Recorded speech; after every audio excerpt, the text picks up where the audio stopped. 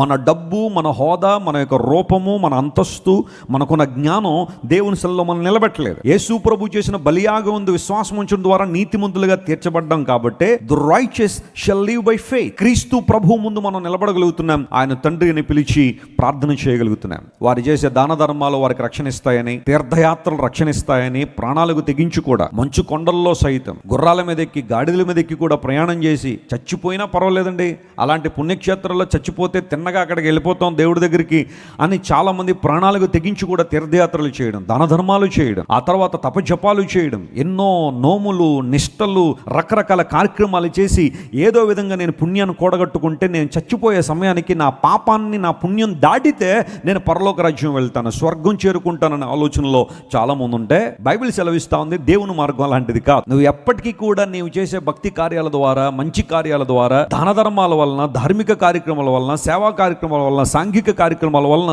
నువ్వు దేవుని రాజ్యాన్ని చేరుకోలేవు. అలా గనక దేవుని నియమం ఉంటే పరిస్థితి వేరేలా ఉండేది. కానీ there is only one way to heaven. క్రీస్తు ప్రభు బలియాగం యందు విశ్వాసం ఉంచి నీ పాప జీవితం ఒప్పుకుంటేనే పరలోక రాజ్యం వెళ్తామని బైబిల్ నిర్ద్వందంగా, నిష్పక్షపాతంగా దేవుని వాక్యం సెలవిస్తూ ఉంది.